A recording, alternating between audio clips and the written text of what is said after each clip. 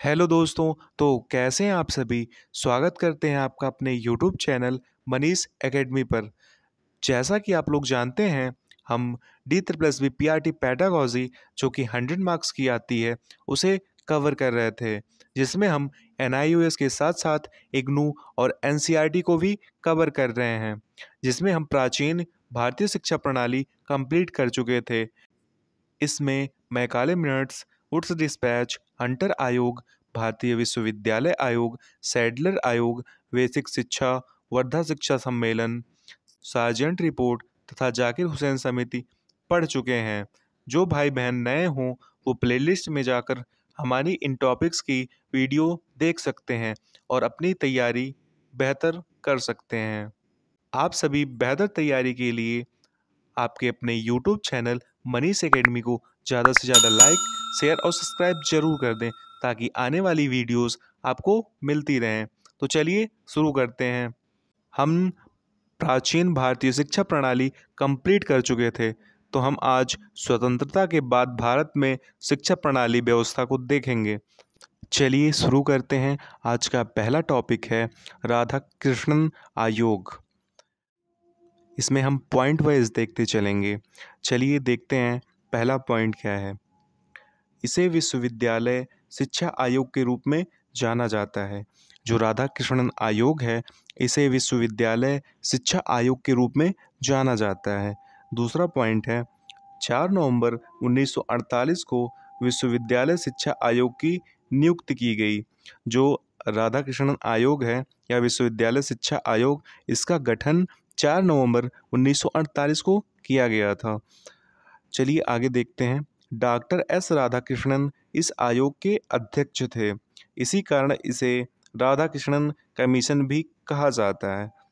चलिए आगे बढ़ते हैं। थर्ड पॉइंट हो जाएगा मुख्य सरोकार विश्वविद्यालय शिक्षा की समस्याओं पर विचार करना था। इस आयोग का मुख्य कार्य जो विश्वविद्यालय शिक्षा है उसकी समस्याओं पर विचार करना था। चलिए चौथा पॉइंट देखते हैं। विश्वविद्यालय अनुदान आयोग यूजीसी के गठन की सिफारिश।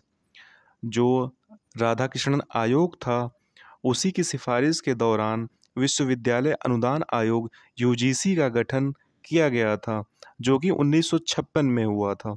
और अगर एग्ज़ाम में पूछ ले कि यूजीसी के प्रथम अध्यक्ष कौन थे, तो उसका आंसर हो जाएगा सी.डी. देशमुख थे।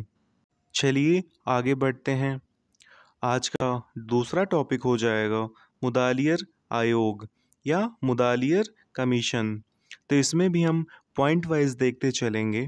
तो इसमें पहला पॉइंट हो जाएगा 23 सितंबर 1952 को माध्यमिक शिक्षा आयोग की नियुक्ति की गई थी।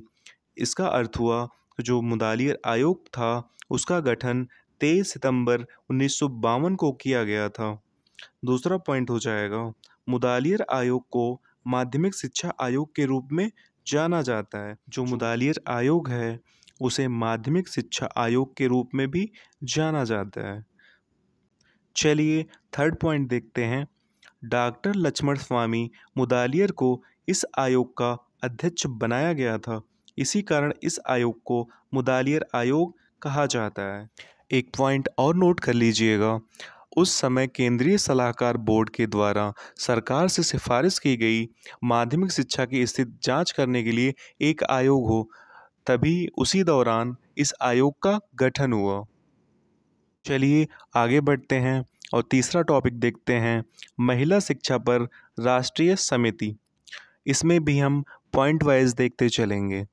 तो इसमें पहला पॉइंट हो जाएगा इस समिति का गठन 1958 में हुआ था। यानी कि महिला शिक्षा पर राष्ट्रीय समिति का गठन 1958 में हुआ था।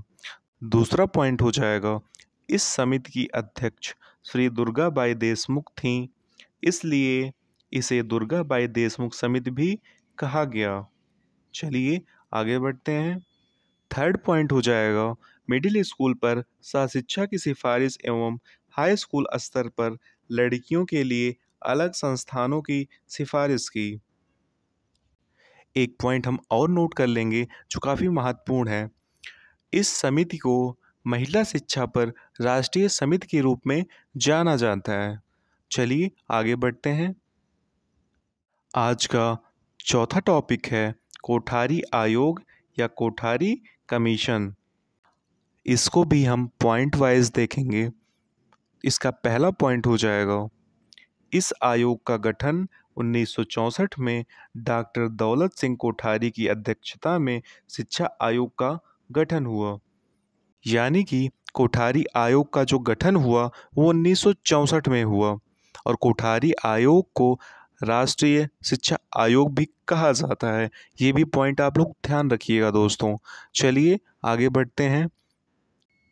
दूसरा पॉइंट हो जाएगा, शिक्षा और राष्ट्रीय विकास रिपोर्ट को शिक्षा आयोग भी कहा जाता है। जो शिक्षा और राष्ट्रीय विकास रिपोर्ट है उसे शिक्षा आयोग भी कहा जाता है। थर्ड पॉइंट हो जाएगा, इसका उद्देश्य शिक्षा के विकास में सभी स्तरों व पक्षों के लिए सामान्य सिद्धांत व नीतियों तथा शिक्षा की राष्ट्रीय रूपरेखा पर सरकार को सलाह देना था। इसका अर्थ हो जाएगा, इस आयोग के गठन का मुख्य उद्देश्य यह था कि अभी तक जितने भी आयोग का गठन हुआ उनमें से किसी ने भी शिक्षा से संबंधित सभी पक्षों की जांच नहीं की थी। यह सर्वप्रथम आयोग था जिसने तत्कालीन शिक्षा व्यवस्था का समग्र अवलोकन किया और प्रारंभिक माध्यमिक एवं उच्च शिक्षा के संबंध में अपनी सिफारिश प्रस्तुत की। और एक पॉइंट जो हमने बताया वो ज़रूर याद रखिएगा, कोठारी आयोग को राष्ट्रीय शिक्षा आयोग भी कहा जाता है। चलिए आगे बढ़ते हैं। चलिए आज का पांचवा टॉपिक देखते हैं, राष्ट्रीय शिक्षा नीति NPE 1968 यानी कि नेशनल पॉलिसी ऑफ एजुकेशन।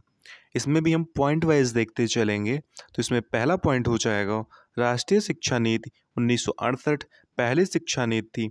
यानी कि भारत की जो पहली शिक्षा नीति थी वह 1968 ही थी, जो कि कोठारी आयोग की रिपोर्ट 1964 से 1966 पर आधारित थी।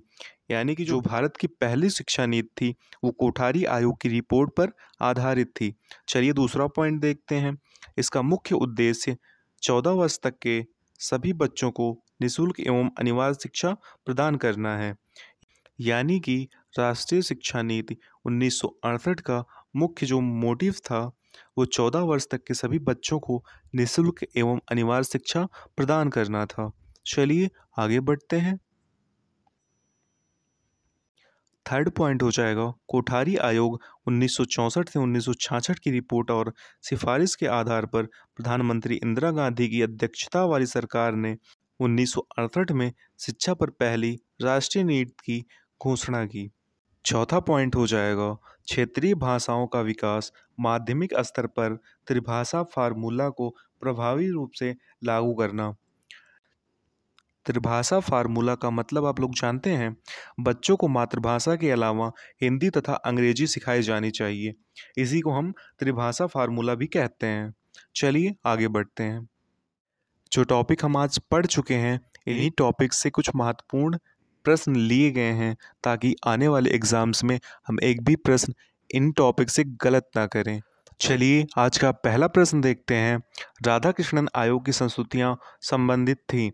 ए ऑप्शन हो जाएगा उच्च शिक्षा से, बी ऑप्शन हो जाएगा प्राथमिक शिक्षा से, सी ऑप्शन हो जाएगा माध्यमिक शिक्षा से, डी ऑप्शन हो जाएगा तकनीक शिक्षा से। तो चलिए दोस्तों बताइए इसका सही आंसर क्या होगा। तो जिसका सही आंसर हो जाएगा उच्च शिक्षा से। और इस आयोग का गठन 1948 में किया गया था। ये भी आप लोग ध्यान रखिएगा दोस्तों। चलिए दूसरा प्रश्न देखते हैं दोस्तों। दूसरा प्रश्न हो जाएगा, विश्वविद्यालय शिक्षा आयोग के अध्यक्ष थे। ए ऑप्शन हो जाएगा डॉक्टर ताराचंद, बी ऑप्शन हो जाएगा doctor S Radhakrishnan, C option हो जाएगा doctor A Lakshmi Swami Mudaliar, D option हो जाएगा DS कोठारी। तो चलिए बताइए फ्रेंड्स इसका सही आंसर क्या होगा।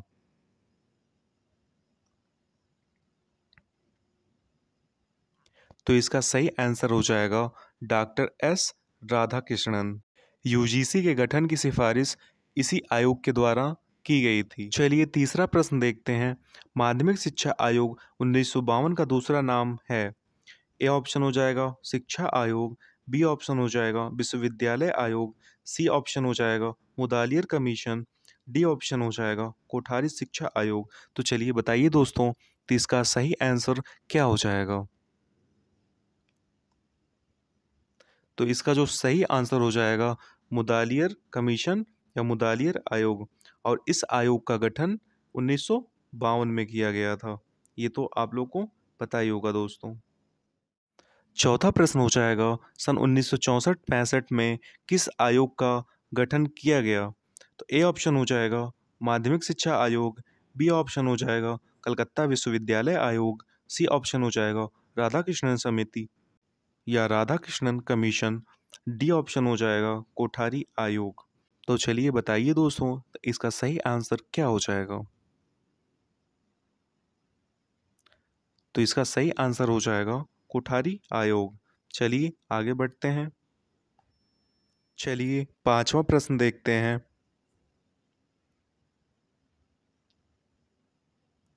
पांचवा प्रश्न हो जाएगा, राष्ट्रीय शिक्षा आयोग किसे कहते हैं? ए ऑप्शन हो जाएगा मुदालियर आयोग, बी ऑप्शन हो जाएगा माध्यमिक शिक्षा आयोग, सी ऑप्शन हो जाएगा कोठारी आयोग, डी ऑप्शन हो जाएगा राधाकृष्णन आयोग। तो चलिए बताइए दोस्तों, इसका सही आंसर क्या हो जाएगा? तो पांचवा का सही आंसर हो जाएगा कोठारी आयोग। और एक प्रश्न पूछा जाता है दोस्तों कि राष्ट्रीय शिक्षा आयोग का गठन कब हुआ? तो उसका सही आंसर आप लोग बताइए क्या होगा?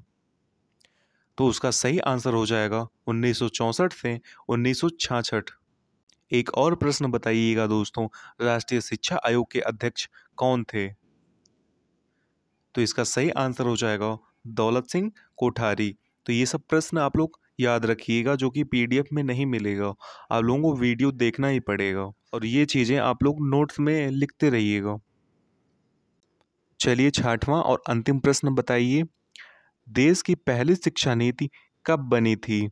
ए ऑप्शन हो जाएगा 1956, बी ऑप्शन हो जाएगा 1962, सी ऑप्शन हो जाएगा 1966, डी ऑप्शन हो जाएगा 1968। तो चलिए बताइए फ्रेंड्स, इसका सही आंसर क्या होगा?